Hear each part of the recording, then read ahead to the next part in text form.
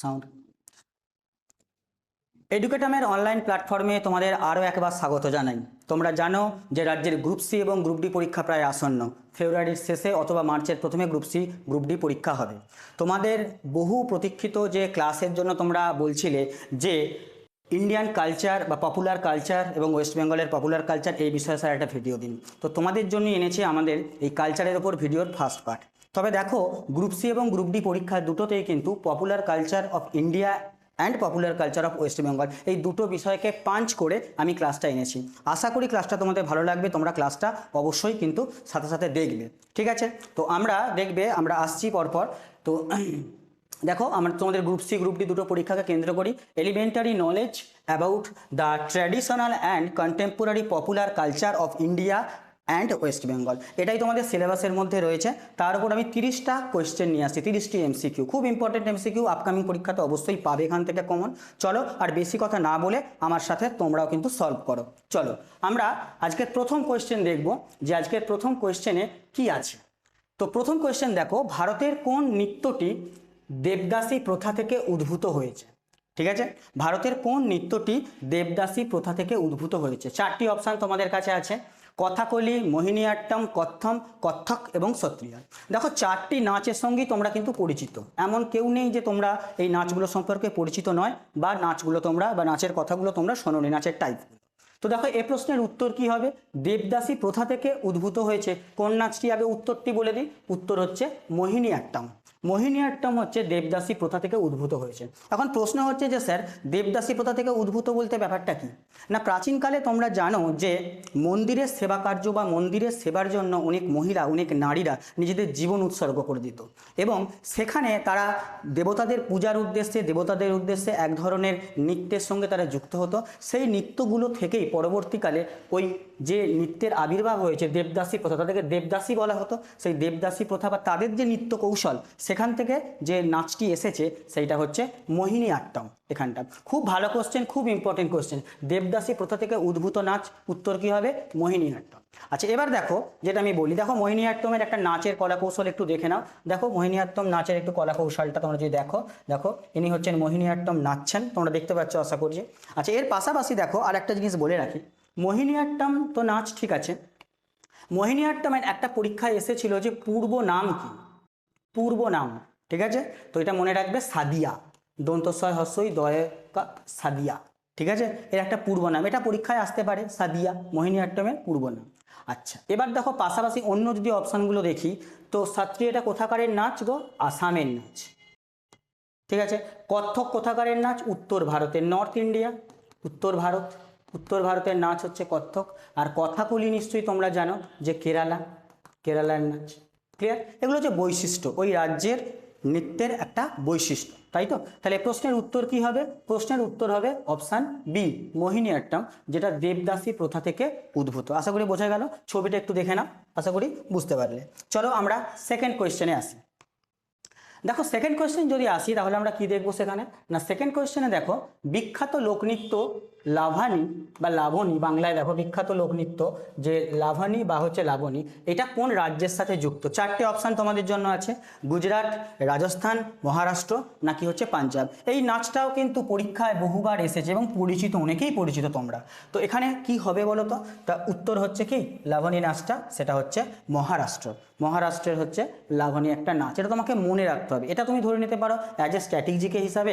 তার পাশাপাশি দেখো একটু ছবি দেখে, ছবির মারফতে তোমরা যদি একটু মেমোরাইজ করো তাহলে তোমাদের খুব সহজে পরীক্ষার হলে কিন্তু মনে পড়বে। ক্লিয়ার? তো দেখো নাচটা একটু দেখে নাও, নাচের এই বিষয়টা একটু দেখে নাও ভালো করে, যে এটা এই ধরনের স্টাইল হয় লাবণী নাচের, তো সেটা একটু ভালো করে দেখে নেবে। তাহলে উত্তর কি হবে গো? উত্তর হচ্ছে মহারাষ্ট্র, লাভানি নাচ বা লাবণী নাচ, যেটা হচ্ছে মহারাষ্ট্রের সঙ্গে যুক্ত। ক্লিয়ার? চলো আমরা থার্ড কোয়েশ্চেনে আসি। তো থার্ড কোয়েশ্চেন যদি আমরা দেখি, আচ্ছা থার্ড কোয়েশ্চেন আসার আগে একটু ভালো করে দেখে নাও তোমাদের, যে আমাদের 15টা সেটের একটা পিডিএফ, বা তুমি বলতে পারো যারা অফলাইনে আমাদের এখানে পড়াশোনা করে তারা একটা বই পেয়েছে, তোমরা যারা অনলাইনে নিতে চাইছো এটা, তা তোমাদের আমরা পিডিএফ দিয়ে দেবো। এখানে 15টা প্র্যাকটিস সেট আছে, 15টা প্র্যাকটিস সেট গ্রুপ সি এবং গ্রুপ ডিকে লক্ষ্য করেই বানানো, আলাদা করে গ্রুপ সি আলাদা করে গ্রুপ ডি নয়, গ্রুপ সি গ্রুপ ডিকে লক্ষ্য করে বানানো। ক্লিয়ার? আচ্ছা, তোমরা যারা যারা এই পিডিএফটা পেতে চাও তোমরা হোয়াটসঅ্যাপ করবে এই নাম্বারে এবং হোয়াটসঅ্যাপ করে জানাবে যে স্যার আমি এই পিডিএফটা নিতে চাই।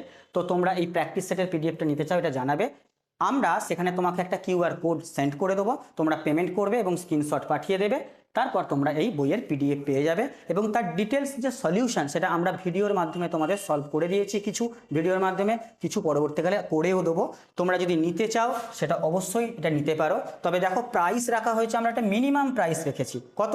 150 টাকা মিনিমাম প্রাইস। মিনিমাম প্রাইসে আমরা 15টা সেট তোমাকে দেবো। আশা করি সেটগুলো তোমরা যদি নাও তোমরা ঠকবে না।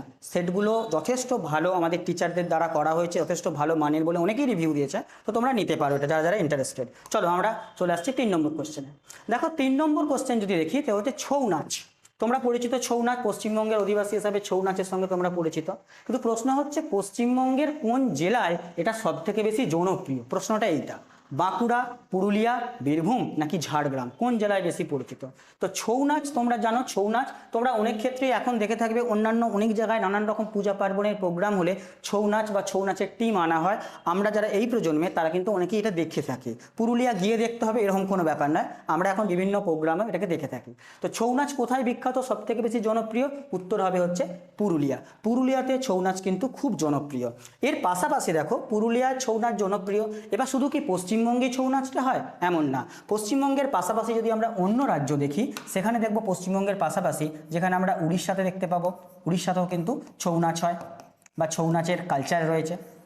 ঠিক আছে, ঝাড়খণ্ডেও তুমি দেখতে পাবে, ঝাড়খণ্ড, উড়িষ্যা, ঝাড়খণ্ড এই দুটো রাজ্যেও তুমি কিন্তু ছৌ নাচের কালচার দেখতে পাবে। পাশাপাশি পশ্চিমবঙ্গ তো রয়েছে এবং এর উত্তর কি হবে গো? উত্তর হচ্ছে পুরুলিয়া। ক্লিয়ার? আশা করি বোঝাতে পারলাম। তার পাশাপাশি দেখো ছৌ নাচের একটা, দেখো তোমাদের একটা পিকচার দিয়ে দিয়েছি যাতে করে পিকচারের মাধ্যমে তোমরা মেমোরাইজ করতে পারো, একবার দেখে নাও সহজেই তোমরা কিন্তু বুঝে যাবে জিনিসটা।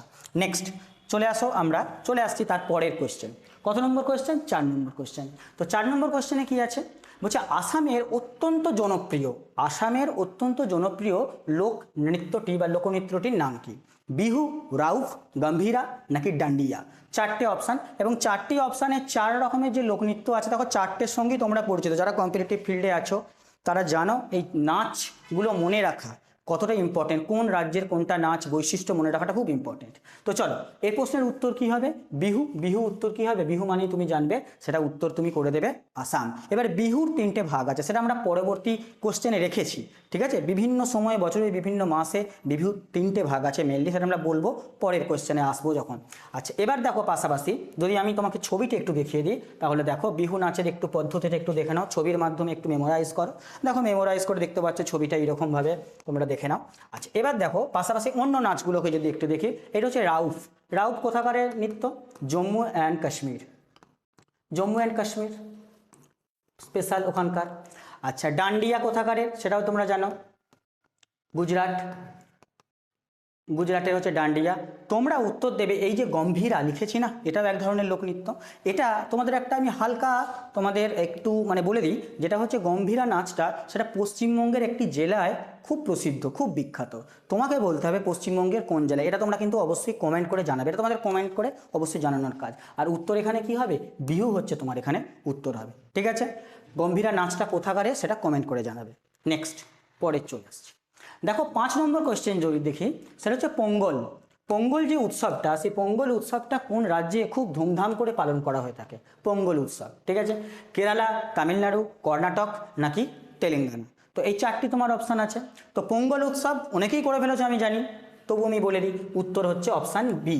তামিলনাড়ুতে হচ্ছে পোঙ্গল উৎসবটা খুব ধুমধামের সঙ্গে পালন করা হয়। যদি আমরা ছবি দেখি, দেখো পোঙ্গল উৎসবের একটা ছবি তোমরা দেখে নাও, যে পোঙ্গল উৎসবে দেখো ছবি যে হ্যাপি পোঙ্গল লেখা আছে, দেখো পোঙ্গল উৎসব একটা পিকচারাইজ করা আছে অ্যানিমেশন করে। তো দেখো এইভাবে পোঙ্গল উৎসব পালন করা হয়। দক্ষিণ ভারতের তামিলনাড়ুর one of the most famous festival হচ্ছে এই পোঙ্গল উৎসব। ঠিক আছে, আচ্ছা এর পাশাপাশি দেখো তাহলে উত্তর এখানে কি হয়ে গেল? বি।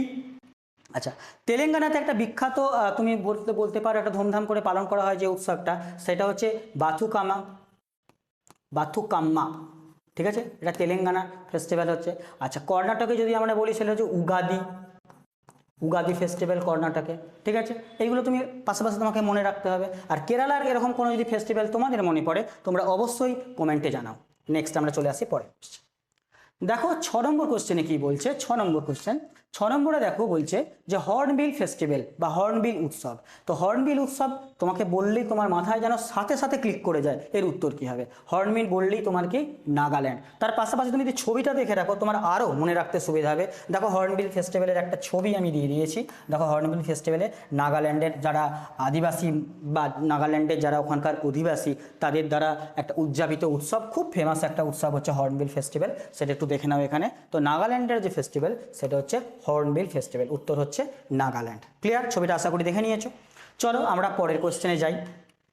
তো পরের কোশ্চেন দেখো 7 নম্বর কোশ্চেন কি আছে, ইউনেস্কোর ইনট্যাঞ্জিবল কালচারাল হেরিটেজ হিসেবে ঘোষিত কলকাতার কোন উৎসবটি বিশ্ববিখ্যাত? ঠিক আছে, খুব ভালো কোশ্চেন। তোমাদের আমি এই যে ইউনেস্কোর ইনট্যাঞ্জিবল কালচারাল হেরিটেজ সেটা আমি ব্যাপারটা বুঝিয়ে দেবো।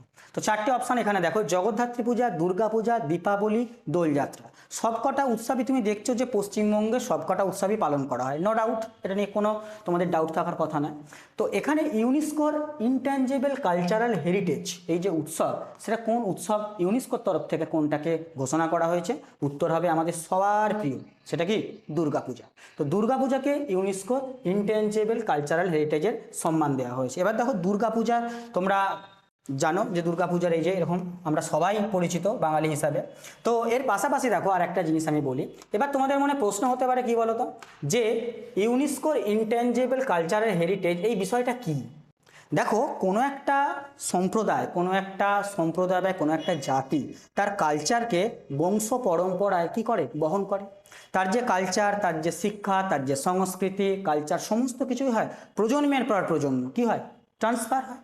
তো আমাদের এই যে দুর্গাপূজা বাঙালি বা কলকাতা তথা পশ্চিমবঙ্গের যে ক্রেজ, সেই ক্রেজটা তুমি ধরো বছরের পর বছর মানে সম্প্রদায় মানে বাঙালি সম্প্রদায়ের মধ্যে বা বাঙালি জাতির মধ্যে এটা কিন্তু বছরের পর বছর ট্রান্সফার হয়ে যাচ্ছে। আর এই দুর্গাপুরের ক্রেজ এইগুলোকে কি হয় না, এটা একটা সংস্কৃতি, সেই সংস্কৃতিকে ইউনেস্কোর তরফ থেকে কি করা হয়, লক্ষ্য রাখা হয়, সেগুলোকে প্রিজার্ভ করা হয়, সেগুলোকে রক্ষণাবেক্ষণ করা হয়।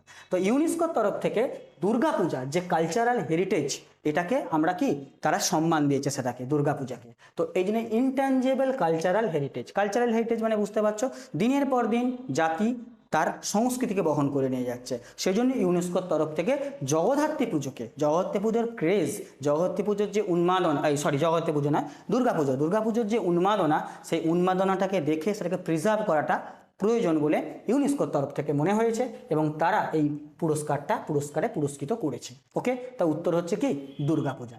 এবার যদি আমি বলি ইউনেস্কো, এটা একটা সংস্থা তোমরা জানো ইউনেস্কো, ঠিক আছে। তো ইউনেস্কোর হেডকোয়ার্টার কোথায়, এটা আমি বহুবার আগেও বলেছি। ইউনেস্কোর হেডকোয়ার্টার কোথায় সেটা তোমরা কমেন্টে জানাবে, এটা আমি বলবো না, অলরেডি আমাদের অনেক ক্লাস হয়ে গেছে, বহুবার এগুলো আলোচনা হয়ে গেছে স্ট্যাটিক জিকেতে। তো তোমরা এইগুলো কিছু যে কাজগুলো আমি দিচ্ছি না কমেন্ট সেকশানে, তোমরা সেগুলো কমেন্ট সেকশানে কমেন্ট করে জানাও, তাহলে জানবো তোমাদের যে প্রিপারেশানটা আমার সাথে সাথে চলছে। চলো আমরা পরের কোশ্চেনে যাই। 8 নম্বর কোশ্চেনে যদি আসি, তো 8 নম্বর কোশ্চেনটা দেখো বিহু বছরের কটি পর্যায়ে পালিত হয়? দেখো বিহু নিয়ে বললাম, বিহু মানেই তোমাকে সম্পর্ক করতে হবে কিসের সাথে, আসামের সাথে। তো বছরের কয়টি পর্যায়ে সেটা পালিত হয়? তো বিহু বছরের 3টে পর্যায়ে পালিত হয়। বিহুর বিভিন্ন ভাগ আছে, যেমন রঙ্গোলি বিহু, কাটি বিহু বা মাঘ বিহু, এরকম সব ভাগ আছে। এবং বছরের বিভিন্ন সময়, কোনটা এপ্রিলে, কোনটা ধরো অক্টোবরে, এরকম পালন হয়। সেই জন্য বিহু কটি পর্যায়ে হয়ে থাকে? তো বিহু মূলত 3টি পর্যায়ে হয়ে থাকে। ক্লিয়ার? এটা আমাকে মনে রাখতে হবে, একটু ভেতর থেকে কোয়েশ্চেন, এটা আমাকে মনে রাখতে হবে। আচ্ছা, নেক্সট আমরা যদি দেখি, একটু দেখো বিহুর ছবি একটু আমি এটা দিয়ে দিয়েছি। তো দেখো কীরকমভাবে বিভিন্ন স্টেটের কালচার বিভিন্ন রকম, তাদের নাচের যে শিল্প কৌশল সেটাও ভিন্ন ভিন্ন। তো এখানে একটু দেখে নাও ছবিটা দেখে তোমরা একটু মেমোরাইজ করে নাও। আচ্ছা, নেক্সট যাদের মনে হয় একটু বেশি করে ছবি একটু দেখবো, এগুলো তোমরা ভিডিওটা পজ করে আরেকবার দেখে নেবে, স্মৃতিতে মেমোরাইজ করো। নেক্সট পরের কোয়েশ্চেন, 9 নম্বর কোয়েশ্চেনে আসি। ভারতের প্রথম সবাক চলচ্চিত্র, তাই তো, ভারতের প্রথম সবাক চলচ্চিত্র এর মধ্যে কোনটা?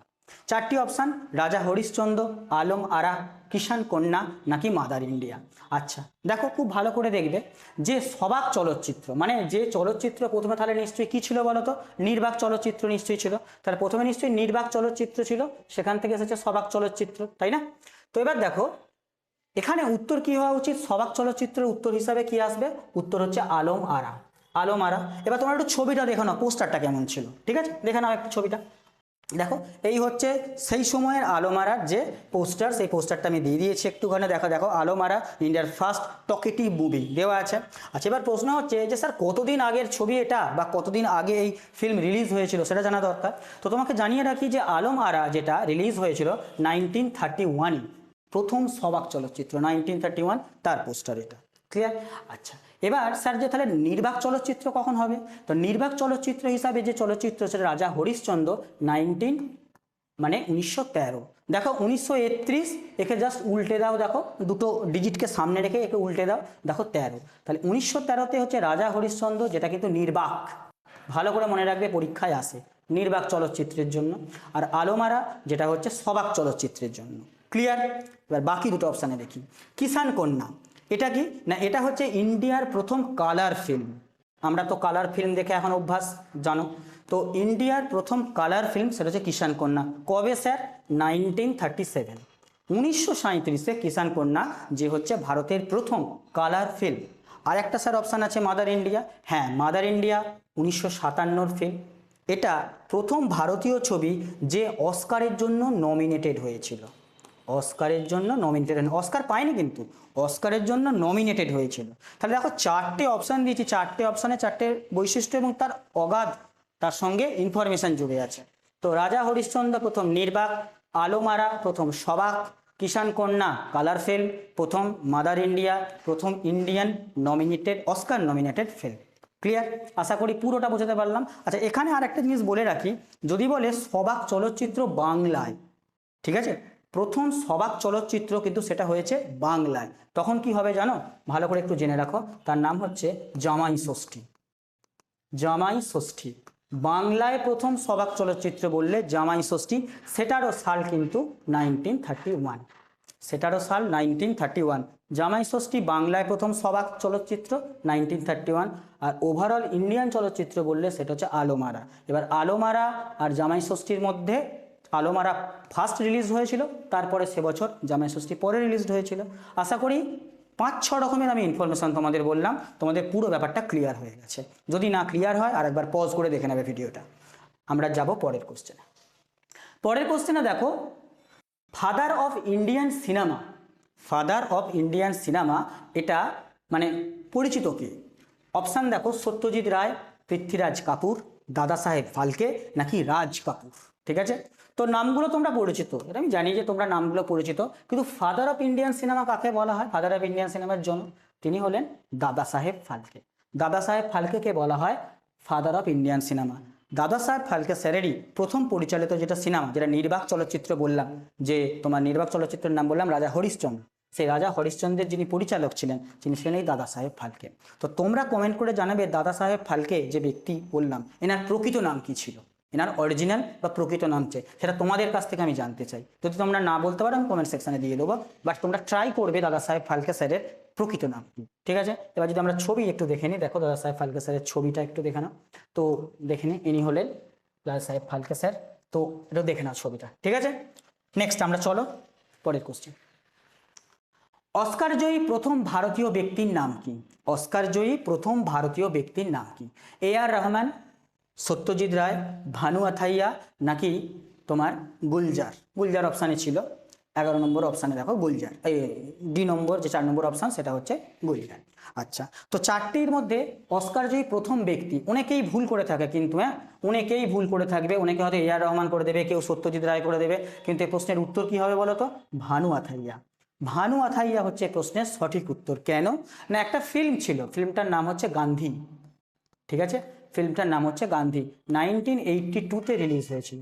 গান্ধী সিনেমায় ভানু আথাইয়া কি করেছিলেন? কস্টিউম ডিজাইন করেছিলেন মহাত্মা গান্ধীর ওপর সিনেমাটা, এবং সেটা কস্টিউম ডিজাইনের জন্য ইন্ডিভিজুয়াল ভারতীয় ব্যক্তি হিসাবে তিনি কিন্তু অস্কার জিতেছিলেন ভানু আথাইয়া। ঠিক আছে, কেউ কিন্তু A.R. রহমান বা সত্যজিৎ রায় করে ভুল করবে না। আচ্ছা, আমরা একটু দেখে নিই যে দেখো গান্ধী সিনেমার একটুখানি দেখে নাও, আর দেখে নাও ছবিটা পুরোটাই আমি দিয়ে দিয়েছি ছবিটা, আশা করি কোনো প্রবলেম নেই। তাহলে উত্তর কি হবে?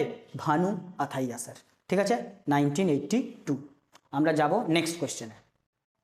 নেক্সট কোশ্চেন দেখো, 12 নম্বর কোশ্চেনটা কি আছে, 2024 সালে কোন ভারতীয় সিনেমা অস্কারের জন্য অফিসিয়াল এন্ট্রি পেয়েছিল। দেখো এটা যেমন সিনেমা রিলেটেড একটা কোশ্চেন, তার সাথে সাথে ভাবো তো এটা একটা কারেন্ট অ্যাফেয়ার্স রিলেটেডও কোশ্চেন, তাই না? কারণ 2024 সাল খুব যে পুরনো এমন নয়।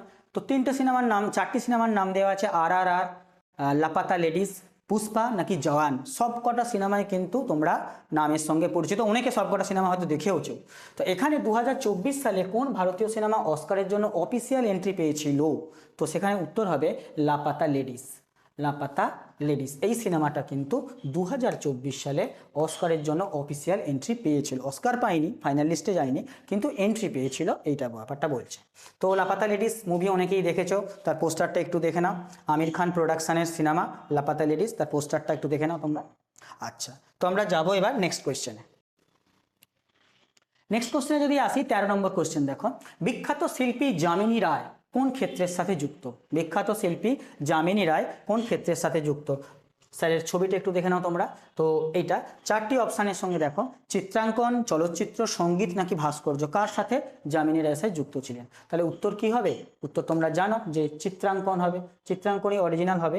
তো এখানে উত্তর হবে সি। সি হচ্ছে তোমাদের উত্তর। আর ছবিটা তোমরা অলরেডি দেখে নিয়েছো আশা করি, ছবিটা দেখে নাও, চিত্রাঙ্কন ব্যাকগ্রাউন্ডে দেওয়াও আছে, বুঝতে পারছো আশা করি। আমরা যাব নেক্সট কোয়েশ্চেন, 14 নম্বর। দেখো 14 নম্বর কোয়েশ্চেনে আসছে যে হিন্দুস্তানি শাস্ত্রীয় সঙ্গীতের সবথেকে প্রাচীন ঘরানা কোনটি। তো হিন্দুস্তানি শাস্ত্রীয় সঙ্গীত, যে শাস্ত্রীয় সঙ্গীত বিভিন্ন রকম আছে, তার বিভিন্ন ঘরানা আছে, বিভিন্ন ভাগ আছে। দেখো আমার 4টে ভাগ দেওয়া আছে অলরেডি। তো সেই 4টে ভাগ এখানে দেওয়া আছে। তো সবথেকে যদি এখানে দেওয়া হয় যে কোনটা সবথেকে তোমার পুরানো, প্রাচীন, কোনটা সবথেকে প্রাচীন, তাহলে তোমাকে কোনটা উত্তর হবে? উত্তর হবে কিন্তু গোয়ালিয়র। এইটা উত্তর হবে, তোমাকে মনে রাখতে হবে এটা। তো হিন্দুস্তানি যে শাস্ত্রীয় সঙ্গীত তার সবথেকে প্রাচীন যে ঘরানা সেটা হচ্ছে গোয়ালিয়র ঘরানা। সম্রাট আকবরের সময় গোয়ালিয়র ঘরানা খুব প্রসিদ্ধ হয়েছিল সেই সময়কার। ঠিক আছে, তো দেখো এখানে যদি আমরা একটা ছবি দেখি গোয়ালিয়র ঘরানার ছবি একটু দেখে নাও। Gwalior gharana is the oldest gharana of Hindustani vocal music in India. একটা ছবি আমি এখানে দিয়ে দিয়েছি, তোমরা আশা করি দেখতে পাচ্ছ, কোনো অসুবিধা হবে না দেখার। তো আমরা চলে আসবো নেক্সট কোয়েশ্চেনে। পরের কোশ্চেন দেখো, সুফি সঙ্গীতের একটি জনপ্রিয় ধারা কোনটি। হ্যাঁ, সুফি সং তোমরা অনেকেই বিভিন্ন সিনেমায় কিন্তু ইউজ হয়েছে, তোমরা সেসব সংগুলো শুনেওছো, তোমরা জানো সেগুলো সুফি সঙ্গীত বা সুফি সং। তো এখানে 4টে অপশান, ভজন, কাওয়ালি, কীর্তন নাকি গজল, কোনটা সবথেকে তোমার জনপ্রিয় একটা ধারা বলতে পারো, সুফি সঙ্গীতের একটি জনপ্রিয় ধারা। তাহলে উত্তর কি হবে? উত্তর হচ্ছে কাওয়ালি। কাওয়ালি হচ্ছে সুফি সঙ্গীতের একটি জনপ্রিয় ধারা।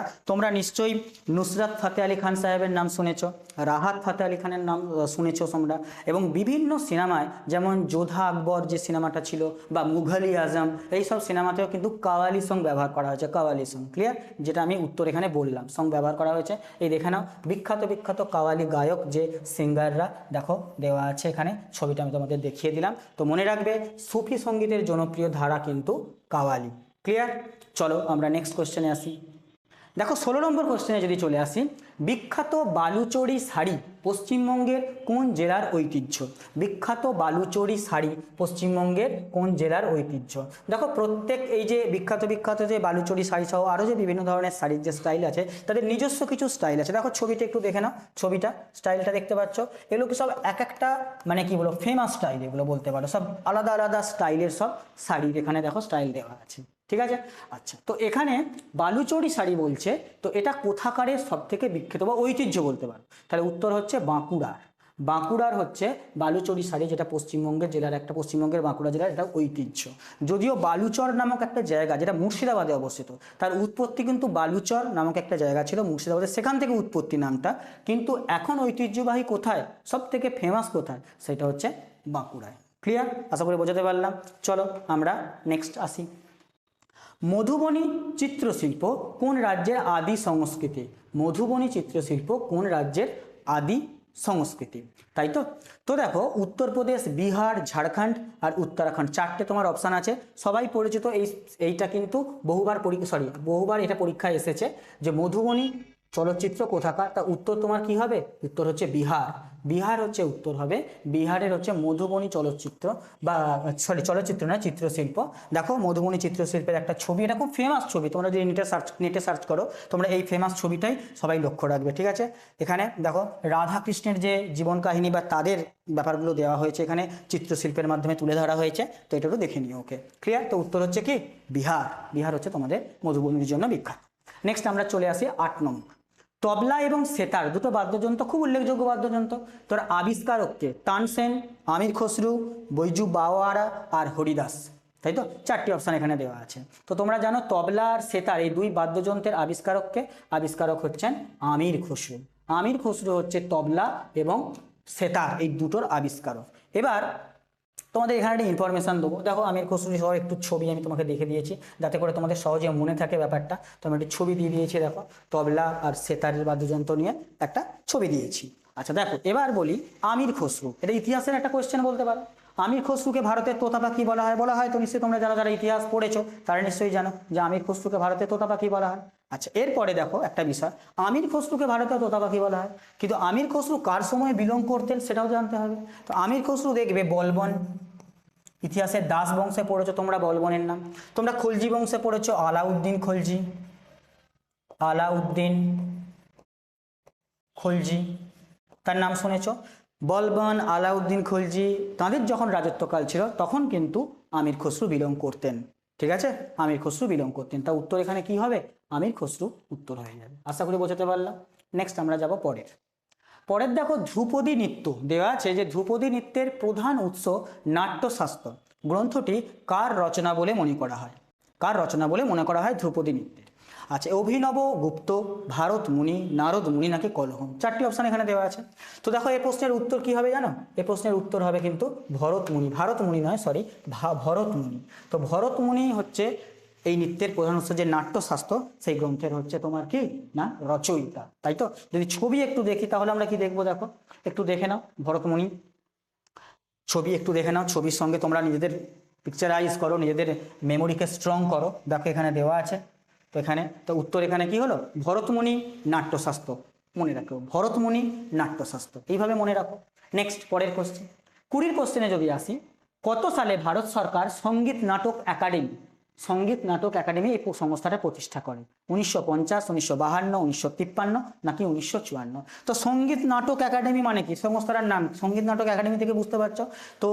সঙ্গীত, নাচ, গান এইসবের যে প্রমোট করা বা এইসবের বিষয়ে ধ্যান দেওয়ার বিষয়টা, এইসবের বিষয়ে আগ্রহ প্রকাশ করা, এইসব কী করে ডেভেলপ করা যায় তার উদ্দেশ্যে একটা একাডেমি। তো এখানে যাই হোক এর উত্তর কি হবে বলো তো? তো উত্তর হবে কিন্তু 1953 সাল। তোমাদের একটা স্ট্র্যাটেজিকের ফ্যাক্ট হিসেবে মনে রাখতে হবে।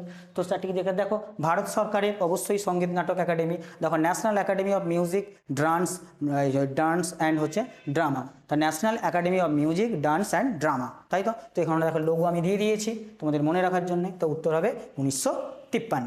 চলো আমরা নেক্সট কোশ্চেনে আসি। দেখো নেক্সট কোশ্চেনটা কি আছে, বিখ্যাত চিত্রকর্ম ভারত মাতা। বিখ্যাত চিত্রকর্ম ভারত মাতা, দেখে নাও চিত্রকর্মটা একটু, ঠিক আছে? তো এটা দেখে নিলে, তো দেখে নেওয়ার পর দেখো বলছে এটি প্রথম কে এঁকেছিলেন? বিখ্যাত চিত্রকর্ম ভারত মাতার এই চিত্রটা প্রথম কে এঁকেছিলেন, এটাই হচ্ছে তোমার প্রশ্ন। তো এখানে দেখো নন্দলাল বসু, অবনীন্দ্রনাথ ঠাকুর, রাজা রবি বর্মা, যামিনী রায়, প্রত্যেকেই কিন্তু এক একজন চিত্রকার, মানে ছবি আঁকার সঙ্গে যুক্ত, চিত্রকর্মের সঙ্গে যুক্ত। তাহলে ভারত মাতার বিখ্যাত ছবিটি এঁকেছিলেন কে? তা উত্তর হচ্ছে কি অবনীন্দ্রনাথ ঠাকুর। এটা পরীক্ষায় আগেও এসেছে।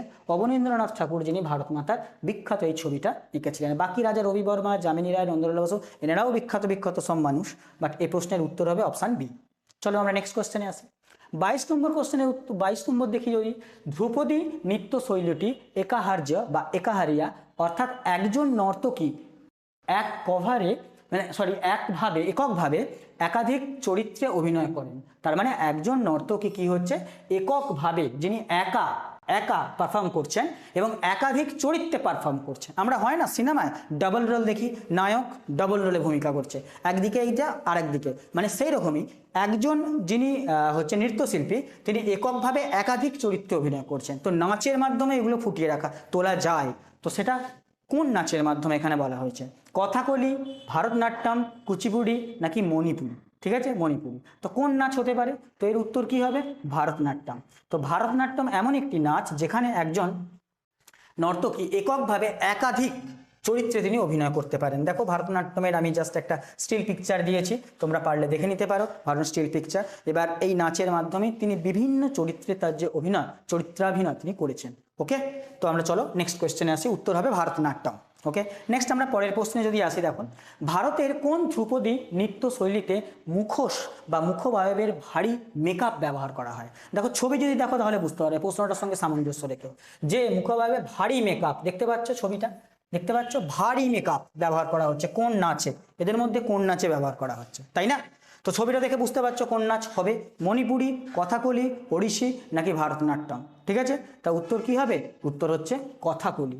কথাকলি যেটা হচ্ছে কেরালার নাচ, কেরালার নাচ হচ্ছে কথাকলি। তো সেইখানে দেখো ভারী মেকআপ ব্যবহার করে কিন্তু এই নাচ প্রদর্শন করা হয়ে থাকে। এটাও কিন্তু একটা ধ্রুপদী নৃত্যশৈলীতে একটা ভাগ বলতে পারো। আচ্ছা, নেক্সট পরের কোশ্চেন 24 নম্বর। ভারতের বিখ্যাত ওয়ারলি যে চিত্রশিল্প, ওয়ারলি, ওকে, তো ওয়ারলি যে চিত্রশিল্প কোন রাজ্যের আদিবাসীদের ঐতিহ্য? অ্যাকচুয়ালি ওয়ারলিটা কোন রাজ্যের এটাই জানতে চেয়েছি তোমাকে। ঝাড়খণ্ড, ছত্তিশগড়, মহারাষ্ট্র আর উড়িষ্যা। এই প্রশ্ন বহুবার এসেছে, সহজ, খুব সহজ। উত্তর হচ্ছে ওয়ারলি হচ্ছে কোথাকার? মহারাষ্ট্রের। মহারাষ্ট্রের একটা ঐতিহ্য। যদি ছবি দেখো, দেখো ছবিটা একটু দেখে নাও। দেখো ওয়ারলি যে পটচিত্র, সেই পটচিত্রে আমি একটু দিয়ে দিয়েছি এই ধরনের। এখানে দেখো কত রকমের এখানে ছবি টবি দেওয়া হয়েছে। এমনকি এখানেও তোমাকে বলে রাখি যে ওয়ারলি ছবির মধ্যে ত্রিভুজ, বহুভুজ, এই যে এর কিন্তু অনেক কনসেপ্ট পাওয়া যাবে। ত্রিভুজ, বহুভুজ যদি তুমি দেখো যে তার এই চিত্রের মধ্যে কিন্তু তার সেই সমস্ত গুণাগুণ লুকিয়ে রয়েছে বলতে পারো। তাহলে ভারতীয় সংস্কৃতিতে কি নেই, সব কিছু রয়েছে ভারতীয় সংস্কৃতির মধ্যে। ক্লিয়ার? চলো আমরা তাহলে উত্তর করলাম কোথায়? মহারাষ্ট্র। চলো আমরা নেক্সট কোশ্চেনে আসি। নেক্সট কোশ্চেন দেখো 25 number question. IFA shield, IFA shield, তাই তো? তো আইএফএ শিল্ড এটা বলছে একটা ফুটবল টুর্নামেন্ট। তোমাকে বলতে হবে ফুটবল টুর্নামেন্টের যে সংস্কৃতি একটি অবিচ্ছেদ্য, মানে ফুটবল টুর্নামেন্টটা কোন শহরের অবিচ্ছেদ্য একটা অংশ? চেন্নাই, মুম্বাই, হায়দ্রাবাদ নাকি কলকাতা? তো এই প্রশ্নের যারা ফুটবল ফলো করে তারা অবশ্যই জানো, এটা উত্তর কি হবে? কলকাতা। কেন না, আইএফএ শিল্ড বাঙালি তথা, হ্যাঁ বাঙালি, বাঙালি বলবো না, ইন্ডিয়া প্রথম, যে ইন্ডিয়া ইংরেজদের হারিয়ে, না ইংরেজদের হারিয়ে প্রথমবার জিতেছিল 1911 খ্রিস্টাব্দে। তা 1911 মানে কি? ইংরেজদের যুগ চলছে। তার আগে যতবার খেলা হয়েছে ইংরেজরা কিন্তু হারিয়ে দিয়েছে ইন্ডিয়ানদের। তো সেক্ষেত্রে প্রথমবার যে জিতেছিল সে হচ্ছে মোহনবাগান টিম, মোহনবাগান টিম। ঠিক আছে, তো আইএসএ শিল্ড জিতেছিল সর্বপ্রথম ইন্ডিয়া, সর্বপ্রথম বলতে ইংরেজদের হারিয়ে সর্বপ্রথম মোহনবাগান টিম জিতেছিল 1911। তার জন্য এইটা মনে রাখবে, উত্তর হচ্ছে ডি। আইএফএ শিল্ডের সঙ্গে জড়িত হচ্ছে কলকাতা, মানে টুর্নামেন্টটা। নেক্সট, কোন শহরের সংস্কৃতি? আচ্ছা দেখো ছবিটা একটু দেখে নাও। দেখো সেই সময়কার 1911 যদি ছবিটা দেখো, সেই সময়কার পিকচার, প্রথমবার ইংরেজদের হারিয়ে জেতা আমাদের গৌরবের ইতিহাস এটা বলতে পারো, এই যে, তাই না? চলো আমরা নেক্সট কোয়েশ্চেন আসছি। নেক্সট কোশ্চেন যদি আসি, তো নেক্সট কোশ্চেনে কি দেখতে পাবো? তো নেক্সট কোশ্চেনে দেখো আমরা কি দেখতে পাবো। 26 নম্বর কোশ্চেন দেখো, ভারতের সংবিধানে স্বীকৃত কতগুলি ধ্রুপদী ভাষা বা ক্লাসিক্যাল ল্যাঙ্গুয়েজ বর্তমানে রয়েছে? তো হ্যাঁ, ক্লাসিক্যাল ল্যাঙ্গুয়েজ বর্তমানে কতগুলো ভারতের সংবিধানে রয়েছে। অফিসিয়াল ল্যাঙ্গুয়েজ বলেনি, ক্লাসিক্যাল ল্যাঙ্গুয়েজ বলেছে, মাথায় রাখবে কিন্তু এটা। তো 22টা, 11টা, 8টা নাকি 6টা, কতগুলো ক্লাসিক্যাল ল্যাঙ্গুয়েজ বর্তমানে রয়েছে, তাই তো? তো উত্তর কিন্তু কেউ ভুল করে যেন 22 করো না, উত্তর হবে 11টা। ক্লাসিক্যাল ল্যাঙ্গুয়েজ আমাদের আছে এখন 11টা ক্লাসিক্যাল ল্যাঙ্গুয়েজ। ক্লিয়ার? এবার ক্লাসিক্যাল ল্যাঙ্গুয়েজ একটু যদি তোমাদের একটা চার্ট দেখাই না, তোমরা চার্ট দেখলে বুঝতে পারবে, চার্টটা আশা করি দেখতে পাচ্ছ তোমরা। তো ক্লাসিক্যাল ল্যাঙ্গুয়েজ দেখো, প্রথম যে ক্লাসিক্যাল ল্যাঙ্গুয়েজটা ভারতের, সেটা হচ্ছে তামিল 2004 সালে।